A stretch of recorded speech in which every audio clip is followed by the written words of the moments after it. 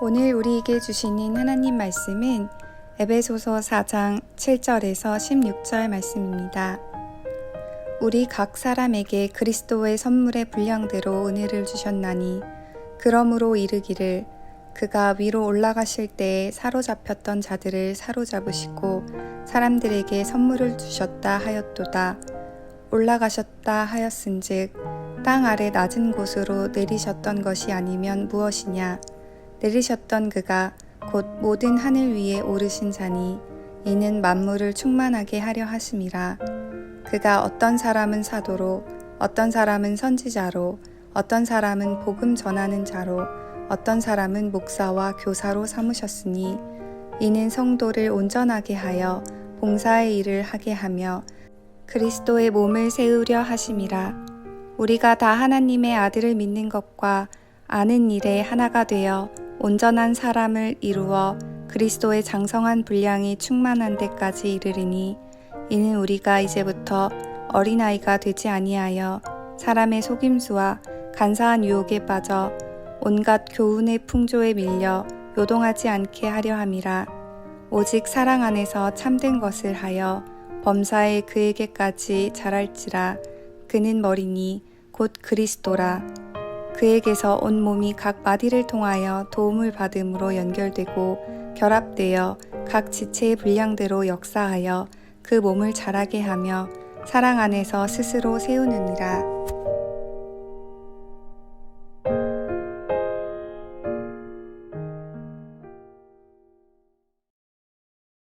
성경에는 성전이란 단어가 두 가지로 나옵니다.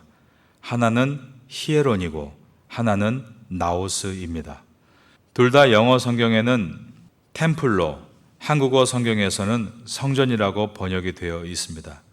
그렇다면 히에론과 나우스의 차이가 무엇인가? 요한복음 2장에 보면 예수님께서 성전 경내를 두루 다니시면서 환난하는 사람들의 상을 엎으시고 양과 소와 비둘기를 파는 사람들을 내쫓으셨다라고 할 때 성전을 두루 다니셨다. 이때 성전이란 단어로 히에론을 썼습니다. 성전 전체를 포괄적으로 표현할 때 히에론이라는 단어를 쓰는 것입니다. 반면에 나우스는 히에론과 같이 포괄적인 것에 쓰여지기보다 구체적인 한 장소를 지칭할 때 쓰였는데 구약시대에 대제사장이 대속죄일에 단 한 번 들어갈 수 있는 최고로 거룩한 장소인 지성소를 말할 때 나우스라는 단어를 사용했습니다.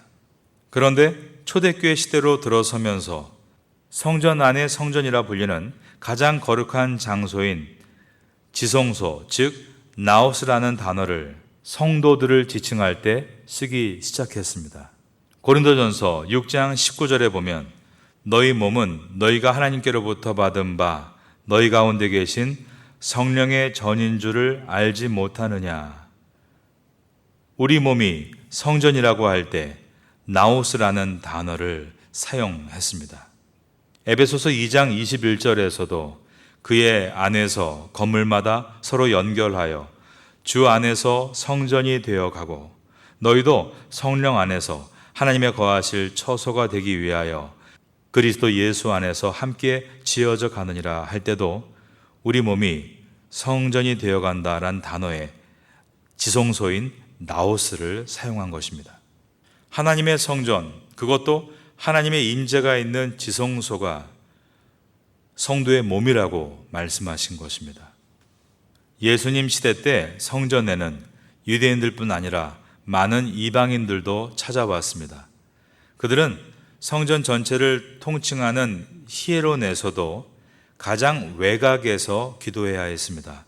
그보다 조금 더 지성소와 가까운 곳에 여인의 뜰이라는 곳이 있었는데 이방인의 뜰과 여인의 뜰 사이에는 뱅 둘러 담이 쳐져 있었고 이방인들이 이 담을 넘어 들어온다면 즉결 처분한다는 글이 쓰여 있었습니다. 성전은 말할 것도 없고 여인의 뜰에도 들어가지 못하는 것이 이방인이었던 것입니다.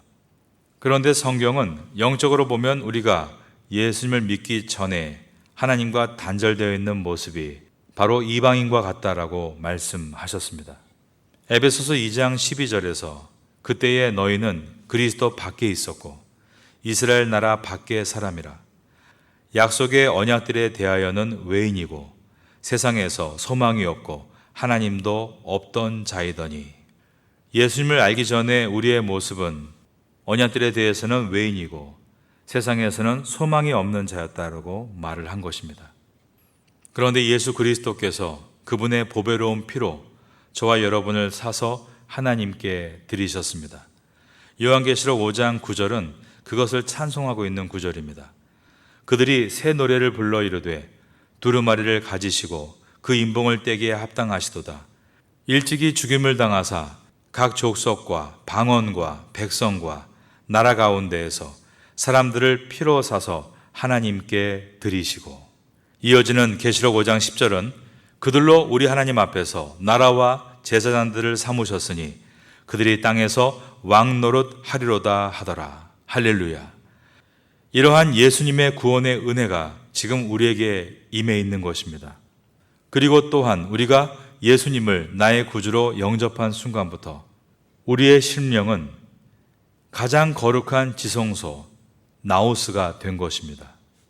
하나님 밖에 있었고 하나님을 알지도 못했고 구원 밖에 있던 이방인이었고 본질상 진노의 자녀였던 우리가 예수 그리스도의 보배로운 피로 구원을 받고 뿐만 아니라 우리의 심령이 거룩하신 하나님의 임재가 있는 지성소 나우스가 된 것을 우린 무엇보다 감사드려야 합니다. 우리가 알고 있는 대로 구약 시대에 성전을 건축한 사람은 솔로몬 왕이었습니다. 세상에서 가장 지혜롭고 재주가 뛰어난 솔로몬이었지만 하나님의 성전을 짓는데 무려 7년의 시간이 걸렸습니다. 인부도 18명이나 동원이 됐고 공사에 들어간 금만 10만 달란트에 은은 무려 100만 달란트에 달했습니다. 이쯤 되면 하나님께서 그 성의를 봐서라도 그곳에 와 계셔야겠죠. 그러나 하나님께서는 아무리 금을 쏟아부어도 은을 쏟아부어도 그것으로 들어가고 말고의 여부를 결정한 것이 아니라 너희가 내 말을 지켜 거룩하게 행하면 너희를 버리지 아니하고 너희의 하나님이 되리라 라고 말씀하셨습니다. 열왕기상 6장 12절을 읽어드립니다. 내가 지금 이 성전을 건축하니 내가 만일 내 법도를 따르며 내 율례를 행하며 내 모든 계명을 지켜 그대로 행하면 내가 내 아버지 다윗에게 한 말을 내게 확실히 이룰 것이요 내가 또한 이스라엘 자손 가운데 거하며 내 백성 이스라엘을 버리지 아니하리라 하셨더라. 이처럼 솔로몬의 성전이 아무리 휘황찬란해도 하나님을 모시기에 부족했는데 우리는 예수님의 십자가의 보혈로 은혜로 제 용서함을 받고 주님과 나 사이에 가로막혔던 휘장이 찢겨 나감으로 주님을 내 마음에 모시는 지성소가 되었으니 우리는 이것만 가지고도 무한한 감사를 주께 드리게 되는 것입니다. 그렇다면 우리가 성전이 되어 이제 해야 될 일은 무엇입니까? 오늘 본문인 에베소서 4장 15절에는 이렇게 말씀합니다. 오늘 본문인 에베소서 4장 15절에는 이렇게 말씀합니다. 오직 사랑 안에서 참된 것을 하여 범사에 그에게까지 자랄지니라. 그는 머리니 곧 그리스도라. 범사에 그에게까지 자랄지니라. 여기에 자라라는 말씀이 2번 반복되고 있습니다. 우리는 하나님의 성전으로서 범사에 예수 그리스도의 분량에 이르기까지 자라가야 한다라고 하신 것입니다. 자랄지니라 이 명령어는 헬라어 아욱사노에서 나왔습니다. 말 그대로 아욱사노는 자라다라는 뜻입니다. 그래서 영어로 grow라고 번역이 되어 있습니다. 그런데 영어 성경은 그것을 grow up이라고 써놓았습니다. 왜냐하면 사람들은 자란다고 할 때 grow up, 항상 위로 자란다고만 생각하기 때문입니다. 그러나 성경의 원뜻, 범사에 자란다는 것은 위로만 자라는 것을 말하는 것은 아닙니다. 사방으로 자라는 것을 말하는 것입니다. 우리가 살고 있는 이 시대는 자라난다 하면 곧 보다 더 성장한다, 보다 더 성공한다를 생각합니다. 그래서 더 많이 소유하기, 더 많이 소비하기, 이것을 성장과 성공이라고 생각합니다. 그러나 우리 예수님께서 말씀하신 마태복음 5장에 있는 팔복을 보면 거기에는 소유에 관계된 복은 하나도 없습니다. 모두가 존재에 관계된 복들 뿐인 것입니다. 심령이 가난한 자가 되라, 애통하는 자가 되라, 온유한 자가 되라, 의에 줄이고 목마른 자가 되라, 긍휼히 여기는 자가 되라, 마음이 청결한 자가 되라, 화평하게 하는 자가 되라, 의를 위하여 박해를 받는 자가 되라. 무엇을 소유하라가 아니라 이러한 존재가 되라는 말씀인 것입니다. 그러므로 하나님께서 말씀하시는 그리스도의 장성한 분량으로 자라가라라는 것은 더 많은 소유를 가지라는 말이 아니라 더 나은 존재가 되라는 말씀입니다. 2023년 올 한 해를 마무리하는 가운데 여러분들은 그리스도의 장성한 분량으로 자라나가셔서 거룩하고 아름답고 주님께서 보시기에 귀한 존재로 나아가게 되기를 예수님의 이름으로 축원합니다. 사람들은 눈에 띄는, 사람들이 부러워할 만한 자리, 높은 자리, 좋은 자리를 앉고 싶어하고 그런 자리에 앉아있는 자기를 보여주고 싶어합니다. 그러나 눈에 띄지 않는, 보이지 않는 부분이 더 중요합니다. 나무는 눈에 보이는 열매가 있지만 눈에 보이지 않는 뿌리가 있습니다. 그 나무가 가면 갈수록 좋은 열매를 낼 수 있을 것인가, 그 가능성의 여부는 그 나무의 뿌리에 달려 있습니다. 뿌리가 건강하면 그 나무가 올해는 비록 날씨가 좋지 않아 여러 환경의 문제로 열매를 조금 맺었다 할지라도 더 나은 내일을 기약할 수 있는 것입니다. 왜냐하면 열매는 항상 건강한 뿌리의 결과물이기 때문입니다. 그러나 당장 열매가 많고 잎사귀가 무성하고 화려해 보여도 뿌리가 병들기 시작하면 그 나무의 미래는 장담할 수 없습니다. 뿌리의 결과가 반드시 열매로 나타날 것이기 때문입니다. 이렇듯 우리가 가진 눈에 보이지 않는 기도의 삶과 말씀의 삶과 예배의 삶과 거룩의 삶은 지금은 아무 결과가 보이지 않는 것처럼 느껴져도 그것은 결국 올해 마지막 연말의 승패를 좌우할 열쇠가 될 것입니다.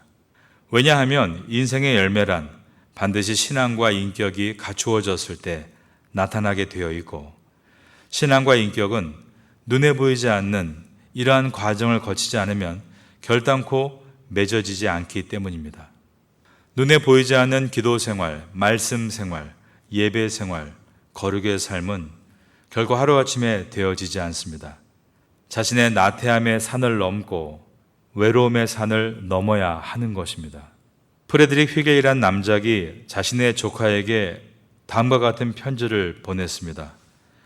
도덕적으로 성장하고 하나님을 섬기고 그리스도를 사랑하고 싶다고 했느냐?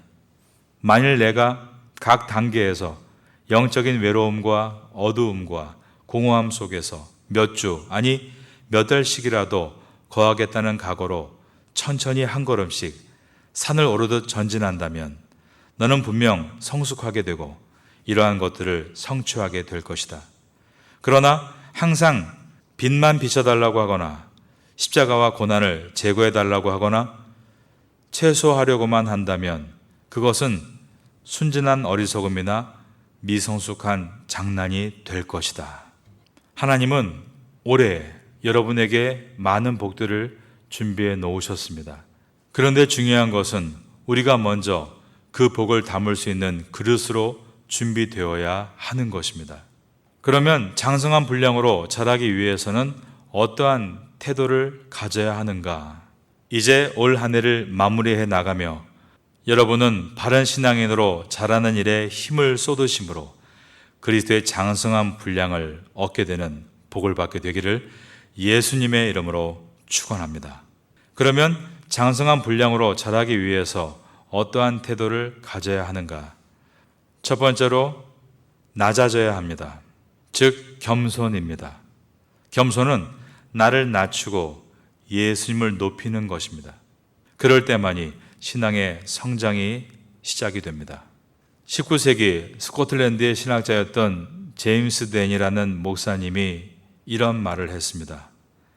설교자가 대단한 설교자란 인상을 주면서 동시에 그리스도께서 위대한 구세주란 인상을 회중에게 주는 것은 결코 불가능하다. 자신이 대단한 그리스도인이란 인상을 주면서 예수 그리스도께서 위대한 주인이라는 인상을 동시에 줄 수 있다는 것도 불가능하다. 우리가 생각해야 될 말입니다. 나를 자랑하면서, 나를 높이면서 예수님을 높일 수 없다는 것입니다. 예수님을 높일 수 있는 유일한 방법은 내가 낮아져야 하는 데 있습니다. 내가 사회에서 봉사하고 교회에서 헌신하는 일에 대해서 내가 대단한 그리스도인인 것처럼, 그리고 내가 대단한 성경적 지식을 가지고 있는 것처럼, 대단한 기도의 은사가 있는 사람인 것처럼, 대단한 헌신과 희생을 하고 있는 것처럼 나를 드러내면서 예수님을 높일 수 있는 방법은 없는 것입니다. 우리는 늘 겸손하기 위해 주님 앞에 엎드려져야 합니다. 그래야만 성장할 수 있는 것입니다.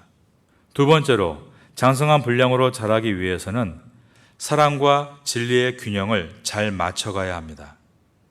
오늘 본문인 에베소서 4장 15절에는 오직 사랑 안에서 참된 것을 하여라고 했습니다. 아무리 좋은 진리도 사랑으로 부드러워지지 않으면 남에게 상처를 줍니다. 아무리 뜨거운 사랑도 진리로 강해지지 않으면 사람을 망치는 것입니다. 나는 사랑은 없고 진리만 붙들겠다. 그렇게 결정하면 장성한 분량으로 자라지를 않습니다. 나는 진리 대신 사랑으로만 품겠다. 그렇게 해버리면 열매가 나타날 수 없는 것입니다. 사랑과 진리가 반드시 결합되어야 합니다. 이 둘을 결합할 때 우리는 범사에 그리스도의 분량이 충만한 데까지 자랄 수 있게 되는 것입니다. 성령님은 진리의 영이십니다. 그런데 성령의 열매 중 첫 번째 열매가 무엇입니까? 사랑입니다. 진리의 영이신 성령께서 맺으시는 열매가 사랑이라는 말은 진리와 사랑을 결합할 때 성령의 역사로 범사에 그리스도의 분량이 충만한 데까지 자라가게 되는 것입니다. 여러분, 사랑하기가 쉽습니까? 어렵습니까?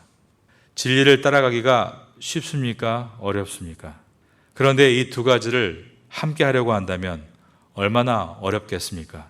그러므로 우리는 내가 진리를 따르지 못하는 것을 회개하고 내가 사랑하지 못하는 것을 회개하며 십자가 앞에 나와 무릎을 꿇어야 하는 것입니다. 주님 앞에 나와 무릎을 꿇으면 자신의 허물과 잘못이 보입니다.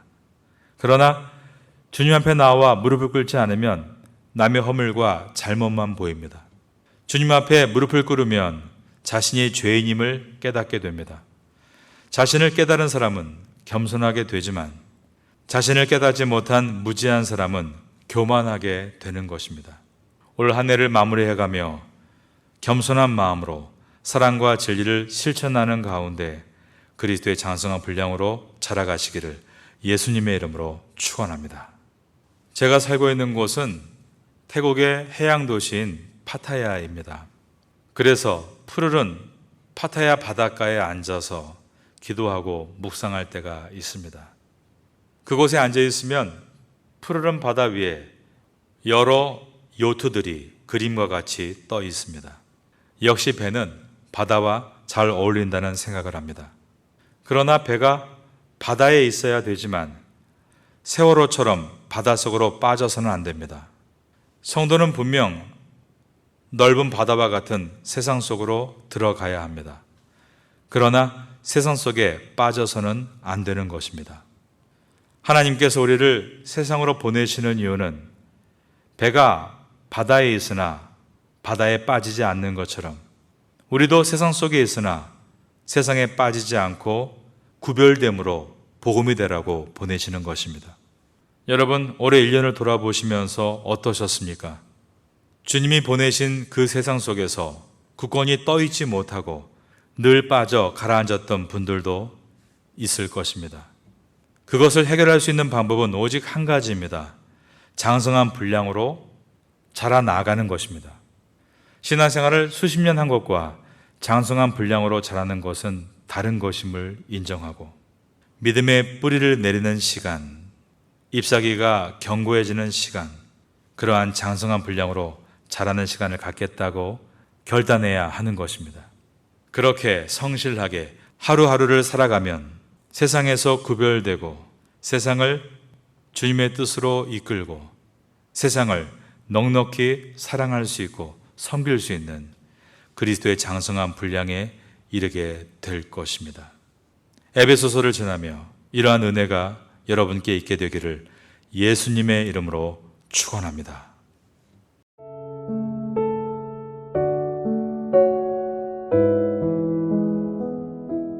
지금은 함께 기도하는 시간입니다.